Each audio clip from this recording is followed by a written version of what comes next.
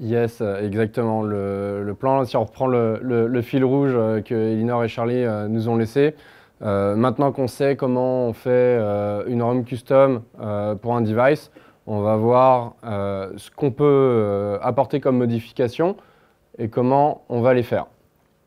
Donc c'est un petit retour d'expérience sur un projet qu'on a fait en particulier pour un client. On va commencer par se présenter. Ensuite, on va parler des différentes composantes d'une solution mobile complète. On va présenter un petit peu notre client et plus particulièrement ses besoins. Et enfin, on va voir comment est-ce qu'on a pu les adresser. Et après, on va vous dire là où on s'est chié dessus. Donc nous, c'est Sidereo, on est une petite agence qui accompagne de grandes entreprises ou de moins grandes sur le virage mobile et donc du coup sur tout ce qui est technologie nomade d'une façon générale. On leur parle d'applicatifs métiers, on leur parle de gestion de parc, on leur parle de gestion applicative parce que c'est cool de gérer un parc mais derrière il y a des applis qui tournent dessus, ça se gère aussi. D'objets connectés et d'OS embarqués. Évidemment, forcément, il y a beaucoup d'Android en ce moment, mais pas seulement. Puis après, le reste, c'est du blabla. Alors, du coup, on va se parler de chaussettes un petit peu. Je pense que j'ai pas besoin de poser la question pour savoir que dans la salle, tout le monde a déjà perdu plusieurs fois une chaussette de la paire. Donc si vous êtes capable de perdre une chaussette dans un espace aussi petit qu'un tambour de machine à laver, imaginez quand vous êtes une entreprise qui gère 12 000 téléphones sur toute la France. C'est beaucoup plus compliqué. Donc si vous perdez vos chaussettes, croyez-moi, il y a des entreprises qui perdent beaucoup de téléphones et ça coûte vachement plus cher qu'une chaussette. Donc on va voir comment est-ce qu'on peut gérer un parc de téléphones. Les différents composants d'une solution mobile, ils se situent à différents niveaux. Le premier qui est en surface, c'est le niveau applicatif. On va le voir un petit peu après qu'il y a plusieurs statuts au niveau des applications dans Android et que donc forcément il y a plusieurs droits aussi. Ces applications-là, on essaye de les gérer, d'être capable de dire qu'elles vont se mettre à jour, de dire qu'elles sont disponibles pour tel type d'utilisateur ou tel autre. Ces applications, elles fonctionnent sur des terminaux qui eux aussi se gèrent. On va être capable de les retrouver et pas les perdre dans la machine à laver. J'espère que vous ne les mettez pas dans la machine à laver, sinon ça ne marche pas très bien. Et tout ça fonctionne sur Android qui, comme on l'a vu tout à l'heure dans la précédente conf, se compose d'un framework qui génère des API, d'une machine virtuelle qui pour le moment est Dalvik et qui devrait bientôt migrer vers Android Runtime, de librairies natives et du noyau Linux. Et tout ceci communique aujourd'hui principalement soit par GSM, soit par Wi-Fi. Les différents niveaux de gestion qu'on peut apporter, c'est authentifier l'utilisateur, être capable de auto-configurer le terminal pour un usage particulier et sécuriser les informations qui transitent dessus. Alors maintenant, je vais vous parler du cas en question, qui est donc en fait une entreprise qui loue des Appuie sur ton gros bouton. C'est mieux comme ça? Ok. Alors maintenant, je vais vous parler du client qu'on a eu. Alors il faut savoir qu'il loue des téléphones pour les gens qui viennent à Paris pour une courte durée. Donc ça peut être des touristes, mais aussi des hommes d'affaires. Alors ces gens qui viennent louer des téléphones, il va y avoir quand même quelques problématiques. Déjà, c'est un opérateur. Donc qui dit opérateur dit problématique d'opérateur. Donc il faut forcément savoir calculer la consommation, que ce soit voix, data. Dans notre cas, on n'a pas de SMS, du coup on a dû le supprimer. Mais toutes ces informations, il faut vraiment qu'on les ait en temps réel, parce qu'on est vraiment sur des petites périodes. Et donc si toutefois on loupe certains événements, typiquement quelqu'un qui va regarder des tonnes et des tonnes de vidéos, ça peut être problématique pour un opérateur qui vient par exemple juste de débuter. Ensuite, ces terminaux, comme le disait PO, il faut forcément pouvoir les retrouver à tout moment. Donc ça passe de la localisation, mais aussi du blocage, parce que forcément, si on n'a plus le téléphone entre les mains, on ne veut pas forcément que l'utilisateur puisse l'utiliser. Donc ça peut être le bloquer, afficher un message ou plein d'autres choses. Ça peut être même aussi être un peu plus gentil et bloquer une partie des consommations et qu'on pourra réactiver ensuite. Après, on loue un téléphone. Et quand on loue un téléphone, forcément, il peut y arriver quelques petits trucs, quelques petites bricoles. Par exemple, on va le faire tomber, on va rayer l'écran. Et tout ça, il va falloir être capable de gérer ces informations sur les dégâts qui vont être commis sur les téléphones. Enfin, on est sur Android. Et Android, il y a plein de possibilités. Le problème, c'est que quand on loue des téléphones, il faut savoir qu'il faut un peu enlever des capacités d'Android. Et donc, on est sur un environnement plus contraint. Ensuite, on va embarquer un certain nombre d'applications parce que là, on est dans le cas de gens qui viennent à Paris, qui ne connaissent pas forcément. Donc, intégrer certaines applications, ça peut toujours être pratique, genre le métro, des guides touristiques, des trucs qui nous servent à rien, mais qui, pour cette population-là, peut être très pratique. Du coup, pour ce client-là, si on revient sur ce qui peut composer les différentes briques d'une solution mobile complète, sur les besoins de notre client, nous, on n'est pas descendu plus bas que le framework Android, et c'est déjà pas mal. Dieu merci, on n'a pas à aller toucher la VM, il faudrait vraiment avoir des besoins extrêmement particuliers pour ça. On n'a pas non plus touché à tout ce qui est niveau Linux et code de Linux. Voilà. Donc c'est essentiellement de l'applicatif, de la gestion des applications, des téléphones et un petit peu de modification du framework. Alors, avant de vous expliquer en détail les modifications qu'on a fait sur Android, on va déjà vous expliquer la partie serveur parce que forcément, nos téléphones tout seuls, ils ne vont pas être très intelligents, même si c'est un smartphone. Donc, dans notre cas, le serveur, il doit avoir plein de possibilités et déjà, savoir gérer des utilisateurs, c'est bête, mais il faut quand même savoir le faire. Savoir gérer tout ce qui est paiement, donc ça va être prendre un nouveau forfait, mais savoir aussi gérer le hors forfait, ce qui peut être très vite embêtant. Je pense que Baptiste qui regarde la conf peut l'approuver. Il y a la gestion des dommages qui est pareil, c'est à la fois au niveau remonter l'information pour dire il faut aller récupérer vite fait le téléphone et pas le relouer, mais aussi débiter le client en question parce qu'à un moment donné, il faut quand même que le loueur puisse s'y retrouver. Ensuite, on a des applications et forcément, on a peut-être envie de mettre à jour ces applications, soit parce qu'elles ont des bugs, soit parce qu'il y a des nouveautés intéressantes. Donc ça peut être nos applications, mais ça peut être aussi celles qu'on a pré-embarquées. Enfin, on est dans le cas où on loue des téléphones pour des gens qui ne connaissent pas vraiment Paris, donc intégrer un certain nombre de contacts, ça peut être pertinent. Et en plus, le faire de manière dynamique, c'est encore mieux, parce qu'on aurait pu penser les mettre dans la carte SIM, mais le problème, c'est que la carte SIM, c'est plutôt statique, alors que là, en passant par un serveur, on n'a plus du tout ce genre de problème. Deux petits points encore. C'est des touristes, ils ont peut-être envie d'appeler de là où ils viennent et ça peut coûter très cher. Donc nous, notre client, il voulait que certaines localisations, certains indicatifs soient bloqués. Et donc ça, c'est aussi de manière dynamique parce que qui sait, d'un jour ou l'autre, il se rend compte qu'il y a plein de gens de Chine qui arrivent à Paris et ils avaient bloqué cet indicatif-là. Du coup, ça nous évite de reprendre les téléphones pour faire ces modifications. Et la dernière, c'est le push, forcément. On a des téléphones. À un moment donné, le serveur il a probablement envie d'envoyer des informations. Typiquement, on a un peu trop consommé et il va falloir être capable de dire « arrête-toi là, on s'arrête ici ». Voilà. Tout à l'heure, je disais qu'au niveau des applications, on avait plusieurs statuts. Il y a ce qu'on appelle les applications de niveau utilisateur ou user, qui sont les applications qu'en tant que développeur Android, on a tous l'habitude de développer. Ce sont celles qui utilisent les API du framework telles qu'elles sont documentées sur developer.android.com. Ces applications-là, elles peuvent faire un paquet de choses et elles peuvent, y compris, remplacer des briques de base du téléphone, comme le launcher, le gestionnaire de contacts, l'application de SMS, tout un paquet de choses qui sont déjà bien supérieures à ce qu'on peut trouver sur d'autres écosystèmes. Mais ceci dit, on peut aller un peu plus loin. On a aussi des applications qui sont dites système. Ces applications-là, elles sont installées sur la partition système d'Android et elles peuvent utiliser certaines permissions particulières que les applications utilisateurs n'ont pas le droit.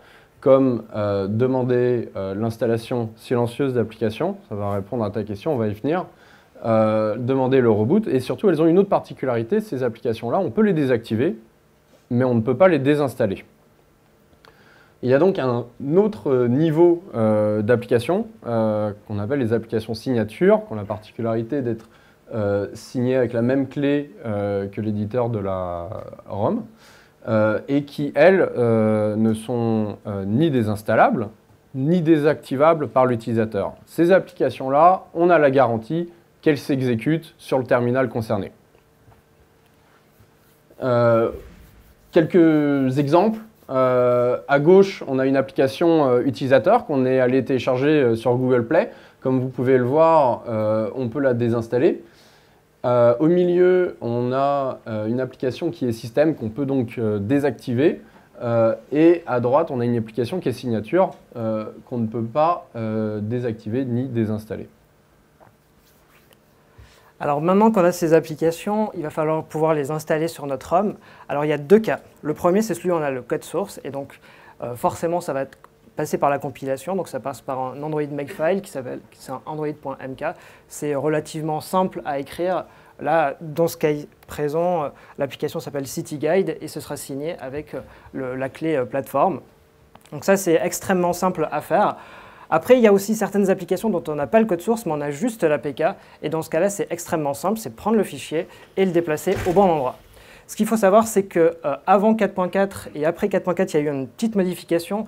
Avant, c'était dans System App qu'il fallait mettre ces APK. Maintenant, il y a System/Priv App. Alors, System App continue de fonctionner.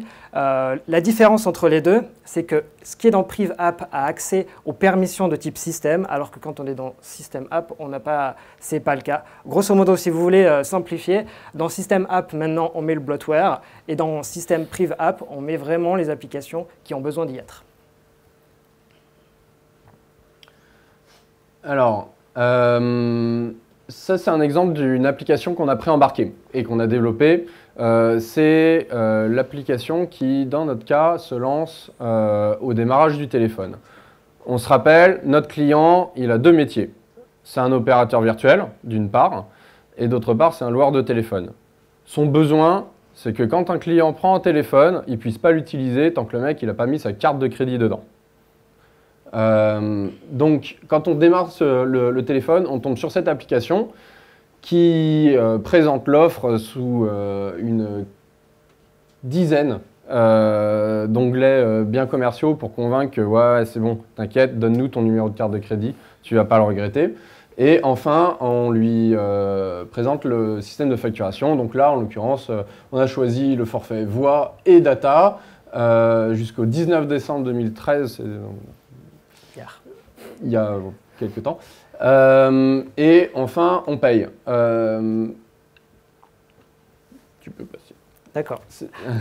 Justement, comment est-ce qu'on fait une application comme ça qui va se lancer au démarrage? C'est la même chose que ce qu'il y a sur votre téléphone. Au premier des lancements, il y a le tutoriel de chez Google qui apparaît et il faut rentrer vos identifiants. Là, c'est exactement la même chose. C'est ultra simple. Il faut modifier le manifeste de l'application et sur une activity, il faut simplement lui donner cet intent filter là et automatiquement, à chaque démarrage, elle viendra se mettre au premier plan et l'utilisateur, il aura beau faire back ou toutes les touches qui sont possibles et inimaginables, il reviendra forcément vers cette application. Du coup, nous, dans notre cas, il y a un petit problème, c'est qu'on veut vraiment qu'elle soit affichée qu'une seule fois, cette application. Et donc, la solution, c'est tout simplement de dire, une fois qu'on a terminé le processus de paiement, on la désactive et c'est aussi simple que ça. Alors justement, mettre à jour des applications. Nous, en l'occurrence, on vient de voir un exemple d'une application qu'on préembarque sur le téléphone et qui est essentielle au business. Si on découvre une faille ou un problème ou qu'on change un certain nombre de choses sur cette application, il est hors de question, quand on gère un parc de téléphones, qu'on ait à récupérer chaque téléphone, et réinstaller l'application avec le patch. Ce qu'on veut, c'est être capable, à distance, de mettre à jour la fameuse application. Le problème, c'est qu'en l'occurrence, cette application-là, il est hors de question qu'on demande à l'utilisateur, genre « Yo mec, tu veux bien mettre à jour mon application qui va te permettre de payer ?» alors que jusque-là, tu avais trouvé un système de ne pas payer. C'est pas possible.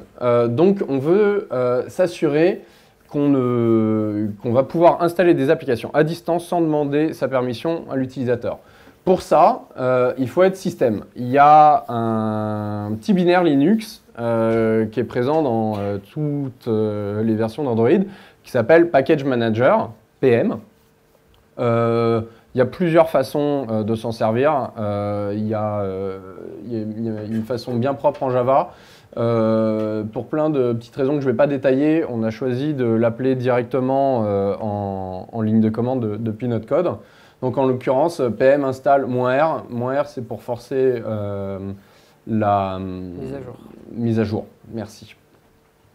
Et donc, si on est ce code-là, si on est système, va s'exécuter en demandant à Android de mettre à jour une application sans jamais rien demander à l'utilisateur. Donc on est un opérateur et on loue des téléphones.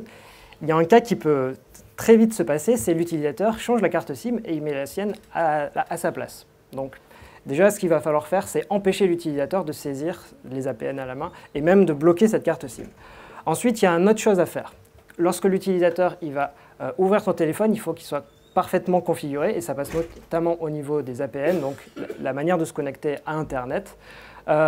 Et donc, ça se fait assez simplement avec un fichier XML. Il est défini dans le framework, mais il faut surtout le redéfinir. Par exemple, chez Cyanogen, c'est dans le dossier qui est écrit juste là. Ensuite, au niveau du format du XML, c'est assez simple, c'est assez parlant parce que c'est exactement les mêmes éléments qu'on retrouve quand on configure à la main un APN.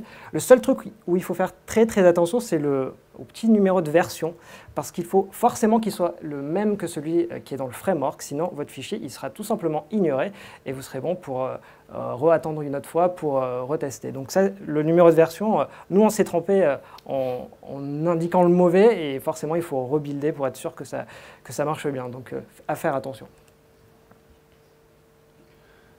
Tout à l'heure on a vu une application qui est pour nous au début de notre cycle client. Là on est une application qui est à la fin du cycle client. Donc imaginez le scénario suivant. Vous êtes une personnalité qui est à Paris pour 3 jours, vous avez loué un téléphone, vous en avez profité pendant ces 3 jours. Maintenant, il est temps de rendre le téléphone. Il y a une petite application qui permet simplement de dire « je rends mon téléphone » et ensuite on va rendre physiquement le téléphone au réceptionniste qui lui va rentrer son code distributeur, checker l'état du téléphone de façon visuelle, et ensuite demander le reboot and reset. Pourquoi on demande un reset total du téléphone? C'est pour éviter d'avoir des informations un petit peu embarrassantes qui resteraient sur le téléphone entre deux clients. Genre de photos qu'on veut éviter de passer à la prochaine personne quand on loue un téléphone. Donc on va voir comment est-ce qu'on fait ça exactement. C'est moi? Ouais, c'est toi. C'est assez simple, c'est avec une permission d'Android qui est vraiment faite pour ça, qui est une permission système, qui s'appelle Master Clear. Et après, pour l'appeler, il faut simplement envoyer un broadcast avec cet intent en question. On peut s'interfacer dessus et donc supprimer davantage ou au contraire en enlever. Donc voilà, c'est extrêmement simple. Et dans notre cas, le reset, c'était forcément le plus simple parce qu'un utilisateur, il peut faire tellement de choses avec Android que le reset, c'est vraiment la solution à la fois la plus simple pour nous et celle qui couvre le plus grand nombre de cas. Là, on va attaquer une partie purement vision opérateur courte durée. Notre client, tout opérateur virtuel qu'il est, ne dispose pas de ces infrastructures, y compris en termes de gestion de clientèle. Il passe par un genre de grossiste d'opérateurs virtuels, qui est un opérateur virtuel pour les opérateurs virtuels. Cet opérateur virtuel, ne donne accès aux statistiques des clients, donc de consommation, que 24 heures après la consommation effective des données ou des appels. Quand on est un opérateur classique avec un forfait au mois, c'est pas un problème. 30 jours, si on a les infos que 24 heures après, on risque 1/30 du chiffre d'affaires, ça se néglige. Quand on a un panier moyen de 3 jours de location, c'est pas tout à fait la même. Je connais pas de boîte qui est prêt à risquer 1/3 de son chiffre d'affaires juste parce qu'il n'aurait pas les bonnes infos au niveau de la facturation. Donc c'est ça les problématiques de notre client. On a dû gérer le cas des SMS qui en l'occurrence revenaient relativement cher à notre client et donc on a simplement supprimé la fonctionnalité tout bêtement. On a géré le cas des appels, donc c'est-à-dire être capable de filtrer en fonction des numéros et des destinations, ou si c'est surtaxé, type messagerie rose et compagnie, et aussi remonter tout simplement des logs d'appels. Et on a aussi le cas d'Internet, sur lequel je vais revenir plus en détail après. Donc pour ce qui est des SMS, alors déjà on va se mettre au niveau du développeur d'une application, donc de type utilisateur. Ce que va faire le développeur, c'est qu'il va utiliser quelque chose qu'on appelle le SMS Manager et il va lui appeler une méthode qui va permettre d'envoyer très facilement son message. En réalité, quand on regarde un peu plus profondément qu'est-ce qu'il y a derrière le SMS Manager, il y a un ICC SMS Interface Manager qui fait pas mal de choses. A priori, c'est assez compréhensible, je pense que vous comprenez. Il y a la même chose pour SendData, SendText, voilà, du moins, tout ce qu'on peut faire autant en SMS que MMS. Et donc, si on regarde bien, on regarde plus particulièrement sur la méthode SendData, on va remarquer que dans un premier temps, il va checker si on a bien la permission. Après, il fait une espèce de log, mais on s'en fout. Et après, il va justement envoyer notre SMS. Donc là, la possibilité qu'on a, c'est à nouveau de descendre encore un peu plus bas et donc de killer un peu plus loin. Dans notre cas, en fait, les SMS sur les applications Android, ce qui se passe, c'est qu'elles ont besoin d'un retour pour savoir que le message a bien été envoyé. Donc là, si tout simplement on lui met un n'envoie pas ce message. Si on lui fait n'envoie pas ce message, les applications elles seront toujours en mode un message est en cours d'envoi, mais ça n'a pas réussi. Ce qui, dans notre cas, est exactement ce que l'on veut. C'est encore toi, non? Non, ça c'est toi. Encore moi? Ouais. Alors, ce qui se passe, c'est qu'on veut potentiellement interdire de passer des appels parce que soit c'est des numéros auxquels on n'a pas le droit, soit on a dépassé notre forfait. Donc la manière dont on l'a fait, c'est d'intercepter tout simplement un intent qui donc a cette tête-là, que d'ailleurs pas mal d'applications utilisateurs, call blocker, utilisent le même principe. Et en fait, ce qui se passe, c'est que dans notre broadcast receiver, si on lui fait un set result data à nul, bah, ça va tout simplement arrêter l'appel là où il était, ça va dire impossible de le passer. Alors là, vous allez vous dire, mais je vous ai parlé d'applications utilisateurs. Sur les intent filters, on peut mettre des priorités et donc potentiellement passer devant nous et donc du coup ignorer notre message. Alors nous, ce qu'on a fait, c'est justement faire en sorte, côté framework, qu'on soit les seuls à avoir cette possibilité-là.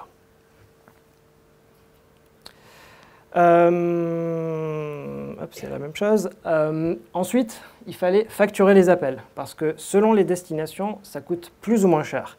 Donc, un appel, pour qu'il soit valide, c'est en réalité une séquence d'actions. Dans un premier temps, on décroche, après il y a l'appel qui se fait, et après on raccroche. Donc toute cette séquence, c'est géré aussi par Android via des intents qui sont envoyés très simplement aux applications. Il suffit de se mettre au bon endroit et après, on va, nous, de notre côté, pouvoir envoyer l'information au serveur pour dire est-ce que cet appel-là doit être ou non facturé. Alors, couper Internet, comme je l'ai dit tout à l'heure, c'est plutôt un gros morceau. C'est une partie où on s'est un peu chié dessus sur les premières fois où on a essayé. En fait, c'est un truc con, mais on n'y pense pas forcément. Ces téléphones-là, ils sont gérés dans le cadre d'une gestion de parc. Donc quand on n'a plus de forfait et qu'on ne veut pas que l'utilisateur il aille sur Internet, on coupe Internet. Ouais, c'est un petit peu con parce que le truc il est censé communiquer en permanence avec notre serveur. Et comment tu réactives Internet après? Tu lui envoies un message push, il n'a plus Internet. Truc débile du débutant. Du coup, on a commencé à réfléchir un petit peu plus parce qu'apparemment, on est doté de cerveau. Et on s'est dit qu'on allait passer par un firewall. L'idée étant de couper le trafic Internet, sauf avec nous. Donc du coup, on a commencé à filtrer par IP. Mais là encore, apparemment, on n'a pas fait assez bien fonctionner notre cerveau parce que les messages de push, c'est pas notre serveur qui les envoie. Donc même si on autorise l'IP de notre serveur à communiquer avec le téléphone, c'est la merde parce qu'en fait, c'est les serveurs de Google, on utilise GCM, qui envoient des messages push au téléphone, qui font, eux, a priori, partie du trafic Internet bloqué. Du coup, l'autre possibilité, c'est de dire, bon, bah d'accord, ok, on va whitelister notre serveur, mais on va aussi whitelister les serveurs de GCM. Le truc, c'est on n'est pas les seuls à utiliser le push de GCM. En fait, la plupart des applications utilisent ça. Donc, ça ne coupe pas du tout le trafic Internet. Donc, on a réfléchi une troisième fois. Et on s'est dit, on va fonctionner par ID d'application. L'idée étant que, tel que Android fonctionne aujourd'hui avec son implémentation particulière de Java, on a la DVM, la machine virtuelle d'Alvik, qui, pour chaque application Android, se duplique. Et donc, a un ID d'application Linux propre pour chaque application Android. Donc, notre idée, c'était de dire, nous, on va couper le trafic de toutes les applications qui ont un UID autre que ceux qui nous intéressent. Au final, ouais, vas-y. Non, vas-y. Au final, ça marchait toujours pas, puisque on est obligé de donner l'accès à Internet aux Google Services. Et du coup, on ne coupe toujours pas Internet. Donc finalement, on a réfléchi une quatrième fois et on a tout simplement implémenté notre propre système de push entre notre serveur et notre téléphone. Et comme ça, on pouvait filtrer à la fois par IP et par application et bien couper le trafic Internet du téléphone, sauf en ce qui concerne purement la gestion du téléphone à distance. Donc comment ça marche au niveau IP table pour faire ce genre de choses? C'est assez simple. Dans un premier temps, il faut dire on accepte tout sauf de faire des requêtes. Et ensuite, on va faire justement les règles qui vont avec. Donc, dans un premier temps, on va créer des méta-interfaces dans lesquelles on va justement rajouter nos interfaces réseau. Par exemple, dans l'interface réseau pour le Wi-Fi, on va rajouter potentiellement toutes les interfaces qui sont correctes. Ça va surtout nous éviter d'écrire 45 fois la même ligne de code juste avec l'interface qui change. Et là, maintenant, vient le moment où on va définir notre exception. Et donc, comme le disait PO, notre système, c'est de dire il suffit de whitelister un seul processus. Et dans ce cas-là, lui, il aura droit, il passera outre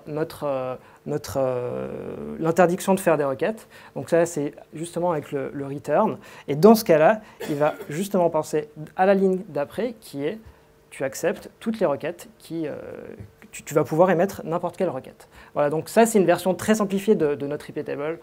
Mais l'idée, c'est ça, c'est en fait, on blacklist et après, on fait une exception.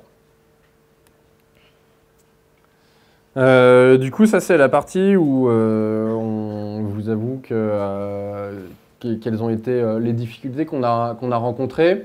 Clairement, faut se décider sur quelle base on part.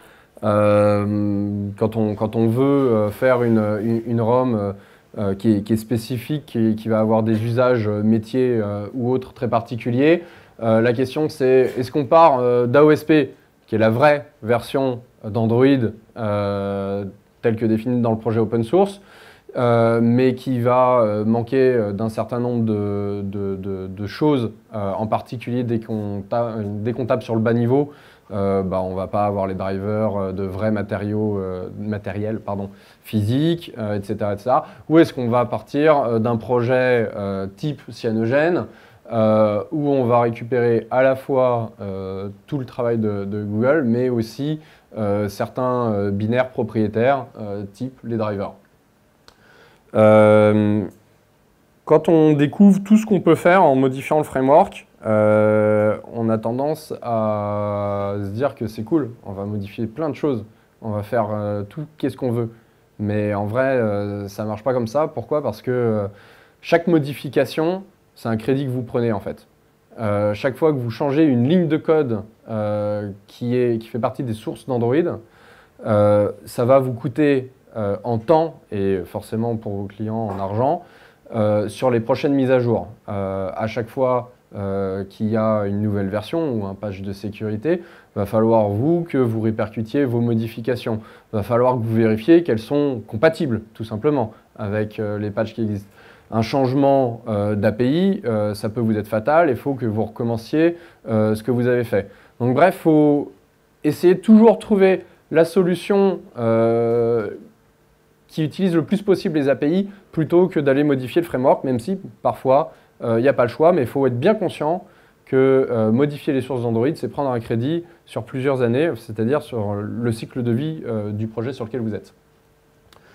Gérer les sources d'Android, je ne vais pas m'étendre parce que Charlie et Linor en ont parlé. Repo, c'est un outil formidable et je pense qu'effectivement, faut rester là-dessus. Gérer 12 gigas de sources, ça ne se fait pas les doigts dans le nez. Faible documentation, ça aussi ça a été évoqué tout à l'heure. Quand on se pose une question, quand on développe une application qu'on veut aller publier sur Google Play, il y a pléthore d'informations. Il y a beaucoup de littérature rédigée par Google ou même par certains manufacturers de terminaux. Il y a plein de gens qui répondent à vos questions sur Stack Overflow, sur XDA, etc. Par contre, dès qu'on commence à vouloir modifier des choses qui sont dans les sources d'Android ou tout simplement modifier un petit peu l'architecture du système, là, il n'y a plus grand monde. Un truc qu'on voit souvent, c'est quand on pose une question sur Stack Overflow, la réponse est systématiquement « tu peux pas ». Ouais, si, en fait, on peut. D'ailleurs, on a commencé à le faire et c'est pas parfait. Du coup, on aimerait des conseils. Et là, il y a un mec qui dit « ouais, mais pourquoi tu veux le faire ?» Ok, regarde, je voulais juste poser une question. Si t'as pas la réponse, c'est cool, mais... donc voilà, faut bien savoir que vous n'allez pas être tout seul quand vous allez faire ça, mais il y aura vachement moins de monde pour vous aider là-dessus. Enfin, modifier une ROM, c'est chronophage en temps de développement, mais c'est aussi extrêmement chronophage en temps de test. Il y a CTS qui est automatisé, mais il y a un paquet d'autres choses qui ne sont pas automatisées. Et c'est toujours compliqué de faire des tests unitaires sur le framework. C'est encore plus compliqué d'aller faire des tests d'intégration et des tests fonctionnels. C'est juste, si vous avez une bonne solution, je la prends. Et un des écueils qu'on a eu, c'est Samsung. Notre client a une flotte de Galaxy Note 2 et de Galaxy S4 Mini. Il faut savoir que Samsung, à numéro de version égal, vous n'avez absolument aucune garantie qu'en vrai, sur le SoC, c'est exactement les mêmes puces. Et donc, typiquement, on s'est pris les pieds dans le tapis sur le driver Wi-Fi. On avait un terminal chez nous de test sur lequel on développait. On a poussé notre liste chez le client, oh, il n'y a plus le Wi-Fi.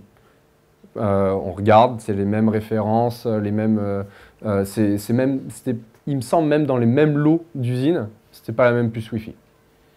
Ok. Donc voilà, ça fait partie des difficultés que nous on a rencontrées.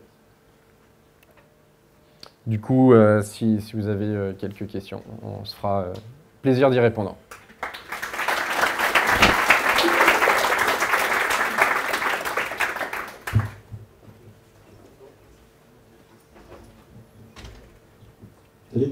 Du coup, coup, vous êtes parti sur une base AOSP ou cyanogène? Sur ce projet-là, cyanogène. On a d'autres projets sur lesquels on est parti d'une AOSP et je pense que c'est un choix plus ou moins définitif. Il faudra voir en fonction des projets, mais on a plutôt tendance maintenant à partir d'un AOSP et éventuellement importer des pans entiers de cyano. Voilà. Mais sur ce projet-là, on est parti de cyano. Okay. Et tu sais, il n'y a pas de problème au niveau des drivers ou des choses comme ça? C'est pas qu'il n'y a pas de problème, c'est que il y a une liste de terminaux officiellement supportés par Cyanogen. Il y a un wiki avec un état de l'art pour les terminaux qui ne sont pas officiellement supportés, où on peut voir, il y a des gens qui font « ouais, bon, bah, moi j'ai tout, le kernel il marche, de temps en temps il panique, mais c'est gérable, ou pas ». Voilà, du coup, c'est un confort. Et dans ce qui est supporté, du coup, c'est toujours les drivers propriétaires officiels ou c'est de la bidouille qu'ils utilisent? De ce que j'ai vu, c'est souvent les propriétaires. Hein. Ouais, c'est copier les binaires depuis une ROM Samsung.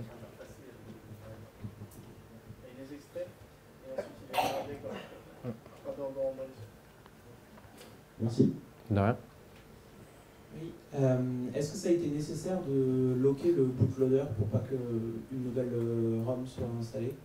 Ouais. Ça se fait facilement? Non.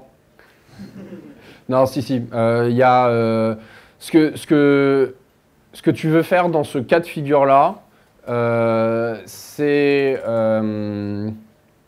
avoir une vérification de la signature de la ROM. C'est-à-dire, tu veux être capable de pousser toi tes mises à jour de ROM. Je vais être franc, c'est un client qui n'a pas énormément de budget et il y a des choses qu'on n'a pas fait forcément dans l'état de l'art. On est allé feature first. Du coup, mais dans les bonnes pratiques, ce que tu veux faire, c'est être capable de mettre à jour à distance entièrement ta version d'Android. Et pour ça, tu veux que ton téléphone vérifie systématiquement que cette ROM, elle est signée avec tes clés à toi. Pour être sûr que...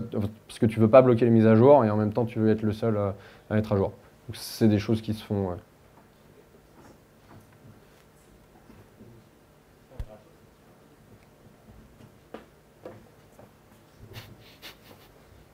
Rebonjour. Du coup, moi j'avais plusieurs questions, notamment sur l'implémentation du serveur de push. Ouais. Du coup, vous utilisez quoi comme solution pour ça? Bah, on a fait notre petite implémentation maison de XMPP. Pas un truc extrêmement lourd et pas un truc aussi poussé que GCM. Mais pour le moment, ça marche bien avec des temps de réponse pas trop dégueux.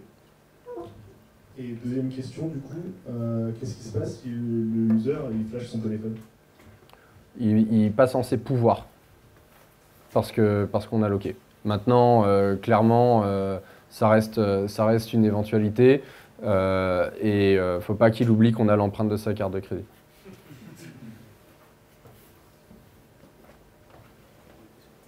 Oui.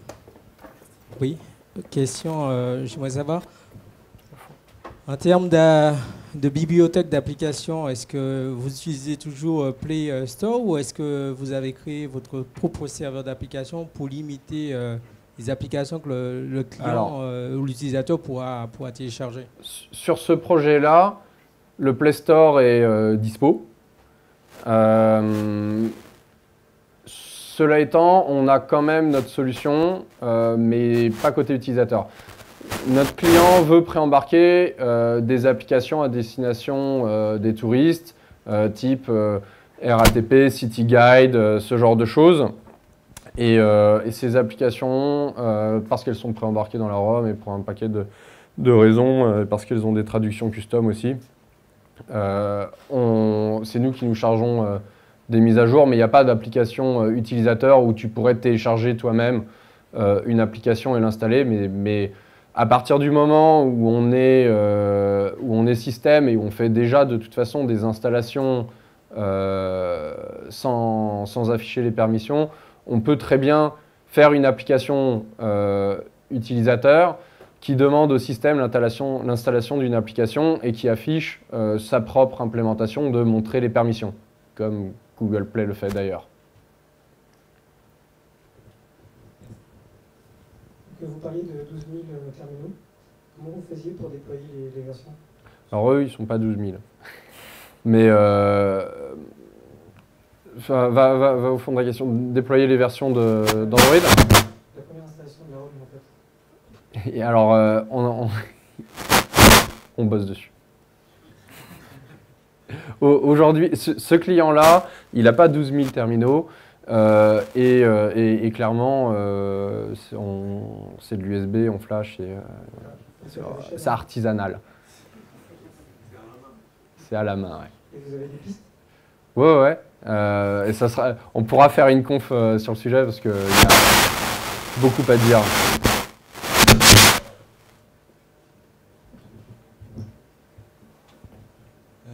Moi j'ai une petite question. Disons j'ai un produit qui n'a pas d'interface. Pas d'interface, mais j'ai le choix entre Android et Linux. Alors avec ton retour d'expérience, c'est plutôt full et Android? Ou plutôt, non, Android, il y a pas mal d'avantages et ça peut être intéressant. Clairement, ça dépend énormément de tes besoins. Il y a beaucoup de projets d'embarquer, disons, grand public qui vont réutiliser le kernel Linux d'Android.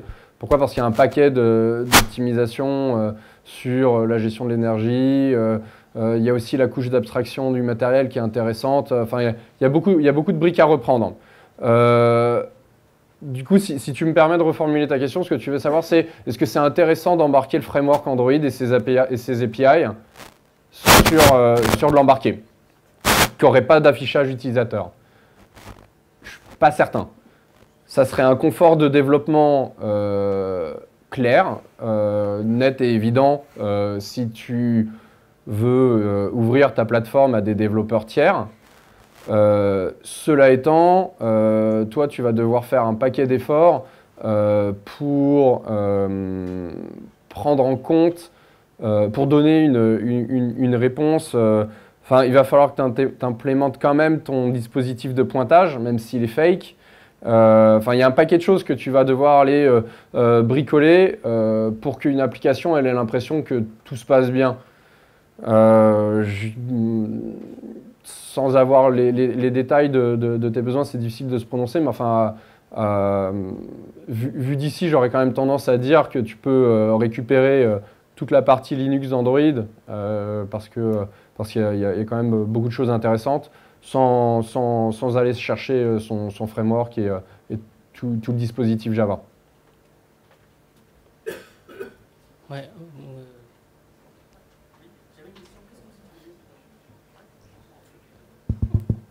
Oui. Est-ce que vous utilisez des gaps particuliers? Vous entendez ou pas? Ouais. Est-ce que vous utilisez le Slim Gap ou des gaps plus légères que ce que peut fournir Google? Je suis pas sûr de... Et au niveau des applications, tu peux... Google Apps. Ok, pardon. Non, ouais, c'est les... Enfin, notre client, son besoin, c'est que les clients, leurs clients, se retrouvent comme à la maison sur le téléphone. Donc, il faut que l'expérience utilisateur, elle varie extrêmement peu par rapport au téléphone qu'ils avaient chez eux. Donc, il y a tous les GMS, tous les services Google. Moi, j'ai une question. Il n'y a pas 12 000 téléphones. J'imagine que tu ne peux pas dire le nombre qu'il y en a. Si c'est artisanal, il y en a moins de 50. On prend peut-être pas de... Pour le moment, il y en a moins de 50. Il y a eu des accords avec Samsung ou c'est juste que le client a acheté 50 terminals chez Sponaus du coin Vous êtes ou pas? Sur des... Samsung pourrait aider sur une flotte plus grande. Je pense que c'est limite plus intéressant de poser la question à EAL. Ouais, sur une grosse flotte, Samsung file les outils de flashage, est capable de éventuellement, tu me corriges si je me trompe EAL, éventuellement capable de filer le BSP Si tu... Non, 50 000 tablettes, tu files pas le BSP? Il y a des choses qu'on ne peut pas dire, mais D'accord. 50 000, c'est beaucoup, mais c'est pas... C'est pas encore assez. Bref. D'une façon générale, on va généraliser et pas parler juste de Samsung, un constructeur, tu l'abordes toujours avec une problématique d'échelle. Donc si tu discutes avec une design house en Chine qui sort 80 000 téléphones par semaine, mais répartis sur 800 marques, ton échelle, elle est déjà vachement plus importante si tu prends 2000 téléphones, enfin un carton en fait. Et du coup, tu peux commencer à parler de ouais, file-moi tes BSP, donc ton board support package, typiquement essentiellement les drivers du SOC. Mais tu as des design houses qui travaillent que pour des gros, où là, pour avoir vraiment le soutien du manufactureur, il va falloir que tu ailles sur des volumes beaucoup plus importants. D'une façon générale, nous, on a le cas pour les design house directement. Ce qu'ils vont te dire, c'est non, t'inquiète, file tes apps, nous, on te les met dans la ROM. Et les ROM de tes concurrents aussi. Si tu parles à des marques plus mainstream, tu vas forcément passer sur une échelle supérieure. Enfin, tu vois, là, 50 000, c'est pas assez pour un Samsung. C'est peut-être assez pour un Arcos, par exemple, par contre. Et deuxième question, je confirme. Il y a eu des... je connais pas les licences. J'ai entendu. Excuse-moi. Je connais pas toutes les licences de Cyanogen, mais est-ce que du coup vous avez le droit d'utiliser d'une façon commerciale comme ça ou je sais pas comment ça se passe. Alors, en Android, c'est un paquet de projets et d'applications différentes qui ont leur licence. Il y a du GPL, il y a peut-être même de la licence BSD quelque part. L'apport de l'Open Handset Alliance, et donc essentiellement de Google, sur ce système d'exploitation, c'est en licence Apache. Et donc du coup, en l'occurrence, ça veut dire que tu peux en faire une utilisation commerciale, mais voilà, tu as des clauses bien... Cyanogen est forcément sur les mêmes licences. Et ils n'ont pas, pour le moment, pondu de code propriétaire quelque part. Si. Non, si. Sérieux? La Cyanogen Inc., qui est une, qui vient de se faire. Une société qui a été construite par les fondateurs de Cyanogen, vend maintenant des téléphones Cyanogen avec du code propriétaire. Et c'est là que ça fait un peu un tollé, parce qu'ils ont repris tout le travail des développeurs Android et ils le vendent maintenant. Mais ils ont le droit, parce que la licence leur permet. Et si je peux juste ajouter un petit témoignage sur les constructeurs, il y a certains constructeurs, Arcos pourquoi pas, qui monnaient des accès à des SDK ou des modifs faits dans le cadre de projets B2B. Donc des features spécifiques, on a telle chose à faire disparaître, telle chose à ajouter. Il y a possibilité de discuter avec eux. Mais bien évidemment, ça se rétribue et on n'est pas forcément maître des modifs qui sont faits. Et un petit retour témoignage à mes époques Samsung. J'ai pu être le témoin de cette histoire de push avec notamment un acteur qui est peut-être le deuxième ou troisième plus gros fournisseur de MDM dans le monde, qui s'est retrouvé avec des flottes entières désenrôlées. Je parle de plusieurs milliers de devices pour des gros clients à cause d'une mise à jour du Play Store. Donc ça fait très très mal et donc c'est pour ça que c'est toujours important d'être totalement indépendant de l'infrastructure de Google là-dessus, parce que on est totalement à genoux devant leur infrastructure, et si chez eux ça plante, chez nous ça plante, sauf que c'est nous qui sommes responsables devant les clients. Donc c'est un petit témoignage, ouais. Ça leur a fait un peu de mal d'ailleurs. Si ça plante ou juste si ça change, même en mieux, mais toi t'es pas trop inclus dans leur plan, quoi. D'autres questions?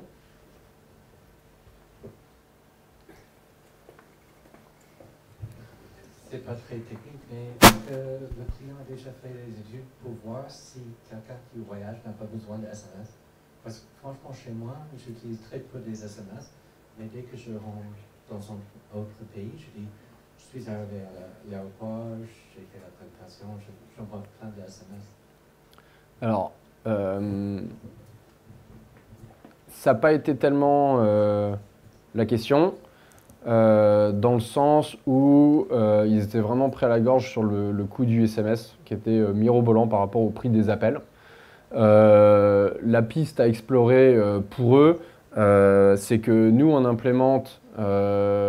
réimplémente le service de SMS pour les faire transiter en SIP sur un provider de leur choix, voire eux-mêmes, et les réacheminer de cette façon-là, moins coûteuse, avec le bémol que du coup, si on n'a pas de data parce qu'on on a désactivé ou quoi, on n'envoie pas de SMS non plus. Donc ça pose des problèmes, il faut réfléchir au cas, mais non, ça ne correspond pas à c'est pas un choix éclairé d'un point de vue marketing, c'est un choix éclairé d'un point de vue commercial.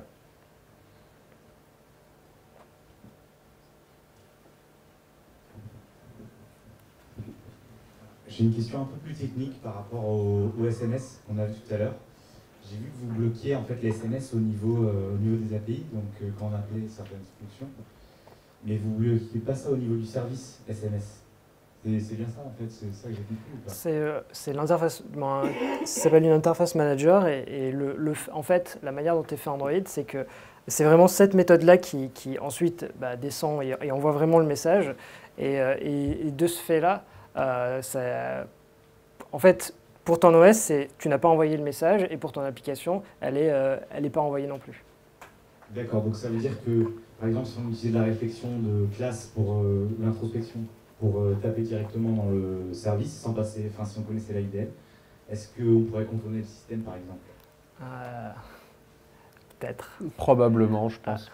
C'est une elle a été faite c'est une modification qui a été faite relativement en surface et on aurait pu descendre plus bas. Ouais. J'en parle, en fait, je parle de ça parce qu'à un moment, on pouvait envoyer des SMS au niveau opérateur, des SMS du type bonjour, comme sur le numéro de téléphone. Tout à fait. Peut-être que justement, mais c'est pas bloqué. Alors, déjà au niveau opérateur, c'est toujours le cas. Et ça serait rigolo de voir justement qu'est-ce qu'on peut implémenter au niveau de l'OS pour le faire de façon simple.